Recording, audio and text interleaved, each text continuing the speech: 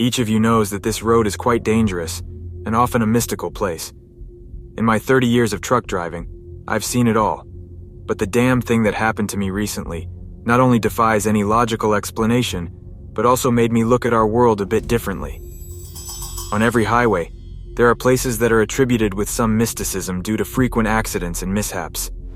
I didn't believe in all of this because we live in the 21st century, and as I mentioned, I've seen a lot. And with the help of science, any phenomenon or occurrence on our planet can be explained. But that's what I thought. I set out in the evening. The customer was really urging me to hurry because a big deal could fall through for them, and they urgently needed materials. I'm naturally a kind person, so I decided to take a direct route via the M51 highway.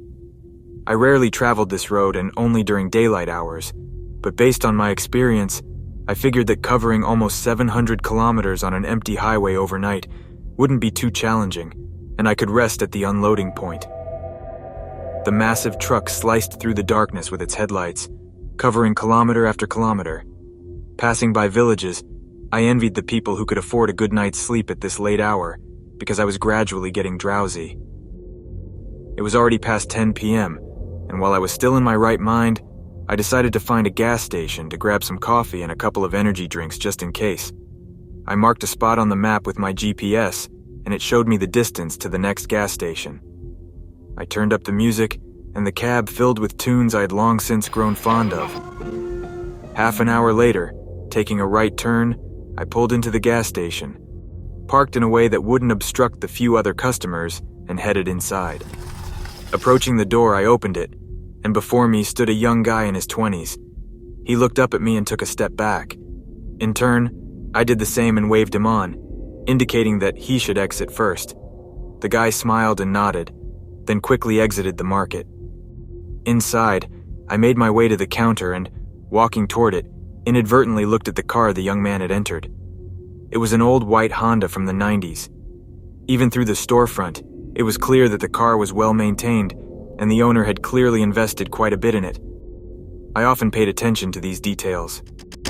I grabbed a coffee and headed back to my truck. Leaving the gas station, I settled into a comfortable speed for both me and my truck, around 80 kilometers per hour, and sipped my coffee, continuing on my way. An hour later, the highway began to lead into a forest. It was a nature reserve. Although the road was decent, I still reduced my speed. You never know when a wild boar or a wolf might run onto the road, and it's not easy to stop a big truck at such speeds. Keeping my eyes on the road, I finally finished my coffee and, placing the empty cup in the cup holder, looked back at the road. The car lurched forward, and the tires screeched. I don't know how, but I managed to stop just in front of a wrecked white Honda. How did I not notice it earlier? Wait, this is the guy's car from the gas station. I usually don't get out of my truck at night, not even stopping, because I know a lot about scammers and other scum that's abundant on the road. But this was a completely different situation. The car had apparently crashed into the guardrail, then bounced to the opposite side of the road. In the glare of the headlights, I could make out a person sitting behind the wheel, or rather just their face. My inner voice told me that I wouldn't be able to live with myself if I didn't at least try to help. Without wasting a second, I got out of the truck, taking a flashlight with me. The headlight illumination was generally sufficient, but you never know. Approaching the wrecked Honda, I tried to open the driver's door, but it was jammed. Probably because the body had been seriously deformed, as the other doors were also locked. I knocked on the driver's window, which surprisingly survived, but there was no response from the guy. Although, shining the flashlight, I could clearly see him inside. Not knowing what else to do, I clenched the flashlight and smashed the window, then shone it on the driver. I jumped back in shock when I saw a knife handle protruding from his chest. It looked like either a kitchen knife or some other type of household cold weapon. I immediately scanned the surroundings, frantically waving my flashlight around. In an instant, two eyes flashed from the dark thickets. I froze and directed the light back to where I had just seen someone. I slowly started moving back to my truck, because where I had clearly seen a silhouette and two huge eyes, there was no one now. Getting back in the cab, I took my phone and dialed the emergency services number. Suddenly there was a loud thud on the door. I twitched and dropped the phone in surprise. I moved from my spot, circled around the Honda, and hurriedly drove away from that damned nature reserve. I didn't want to sleep anymore. I sped up to 100. My eyes were wide open, and literally chills ran down my spine. When I arrived at the unloading point, I wanted to get out of the truck, and pulling the door handle to open it, I noticed a blade tip sticking out of the door card. My body shook even more than when I saw those horrible eyes. Leaving the cabin, I painstakingly pulled out an enormous knife, which looked more like a real cleaver.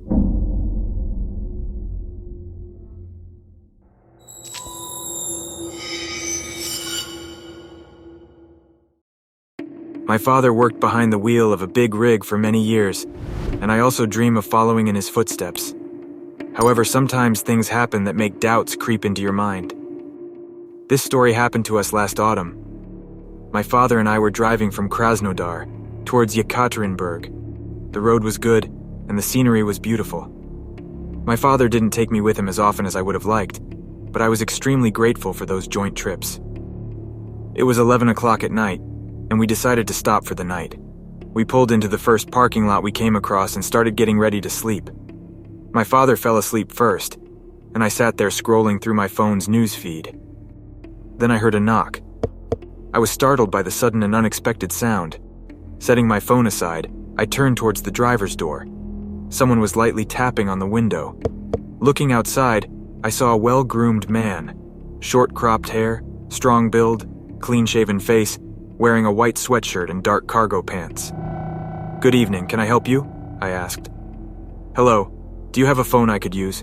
Mine ran out of battery." "Yes, of course, just a moment," I said, and closing the door, began searching for my phone, which, of course, had disappeared somewhere in the bedding. I fumbled around for about 30 seconds, but when I finally found the device and opened the door again, there was no one outside. Instead, a cold autumn wind blew in my face. I shivered and returned to the cabin, locking the door in the central lock. My father rolled over on his back and asked why I couldn't sleep. I didn't tell him about what had happened, and simply said I wanted a drink of water. After that brief conversation, I went to sleep. In the morning, our brand new Ford rumbled to life as the engine warmed up. My father and I devoured sandwiches that my mother had packed for us on the road. It was during breakfast that I finally told my father what had really happened during the night. His response was just a somewhat concerned phrase. "Don't open the door for anyone else but me." I didn't argue and simply nodded in agreement, continuing to eat. After unloading the cargo at our destination, we took on a new load and set course back to Krasnodar. My father and I discussed various topics: education, work, and others. I, of course, insisted that I also wanted to become a truck driver. My father didn't discourage me, of course, but he didn't openly support my ambition either. Perhaps he knew something by fate, or maybe something more. I can't say for sure. We stopped for the night at the same rest area, had a cup of tea, and went to sleep. I opened my eyes and couldn't believe my ears. No, it wasn't my imagination. A thought raced through my mind. I turned to the other side and got up from my sleeping spot. A few seconds later, I opened the door, and there he was again, the same man. "Hello, do you have a phone I could use? Mine ran out of battery." A shiver ran down my spine. It was that indescribable feeling of animal fear and not understanding what was happening. How could it be him again? Such coincidences don't happen. "Yes, of course, just a moment," I replied, and reached for my phone, which I held in my hand. After a couple of seconds, I looked out of the cabin again. I saw the man walking towards the cafe. I don't know what came over me, but I immediately put on my shoes, jumped out of the cabin, and then ran after him. Within a few seconds, he turned towards the forest, and as it seemed to me, picked up the pace a bit. I was very scared, but curiosity got the better of me and I followed him. At the time, I didn't understand why I couldn't catch up with him. I was running after him, and he was just calmly walking. But soon enough, I figured it out. When I was about to catch up to him, he turned behind a tree, and before my eyes was the most horrifying scene I had ever witnessed in my short life. In the clearing in the middle of the forest stood a big rig with its wheels deflated, and rust was forming in spots on the metal. I'd already turned on the flashlight on my phone, so using my only source of light, I made my way towards the truck. But before I did that, I glanced at the tree behind which there was, of course, no one. Approaching the truck, I opened the cabin door and saw a gruesome sight that definitely shouldn't have been witnessed by a teenager. 2 almost decomposed bodies were lying in the cabin, emitting a horrible and foul odor. I immediately jumped off the step and ran towards our truck. Once there, I woke up my father, and we called the police and an ambulance. When they arrived, they told us that these 2 drivers had been declared missing without a trace a year and a half ago.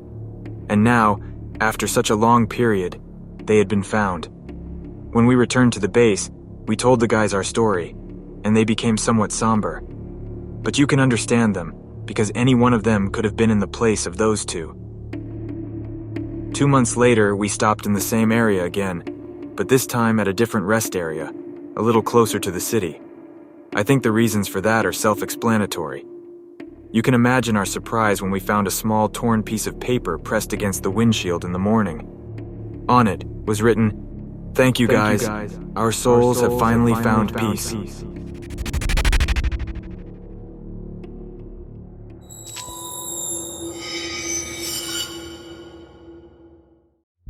From my earliest childhood, I was surrounded by trucks. My father was a long-haul truck driver and always traveled long distances. On one such trip, he took me along when I was just 10 years old. After warming up and checking the truck, my father and I climbed into the cabin and set off for our loading destination. I vividly remember the soft seat, the high vantage point, and the rumbling engine of the truck. This is one of the many moments from my childhood that I remembered very well because I was filled with emotions. After loading the truck to capacity, we left our hometown. The truck raced down the highway in the right lane, and the scenery outside the window changed one after the other. I asked my dad various questions about our trip and the truck we were driving. He answered eagerly, and I think he even enjoyed the fact that his son was interested in the same line of work as him. I can't recall how much time had passed, or at which kilometer marker we stopped, but I distinctly remember it was a trucker's rest area with a small roadside cafe. We parked our truck neatly near the entrance and went inside the establishment. There, we had a meal and used the restroom. Upon leaving the cafe, both of us were stunned. "What the hell is this?" my father exclaimed. His face clearly showed bewilderment. After all, how could a massive truck disappear in just 15 minutes? Stolen. It couldn't be. Not only was the truck equipped with an alarm system, but it also had a complex ignition sequence my father had to go through for about 15 seconds to start it. My father had owned that truck for over 5 years, and if you didn't know the exact steps to follow in the right order, you wouldn't be able to start the engine. In the end, we couldn't think of anything better than to ask our fellow truck drivers if they had seen anything. The first truck didn't open, neither did the second, but the third one had its lights on, and that gave us hope. However, we received no response.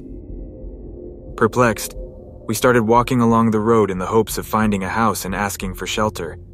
It was getting dark, the weather was deteriorating, and after about 20 or 30 minutes, we stopped. My father suggested that we go back to the cafe because we didn't know how much farther we might have to walk, and it would be better to spend the night there. I nodded and we headed back. Another half hour passed, and it was now completely dark, with rain pouring down from the sky. Drenched and exhausted, we returned to the cafe.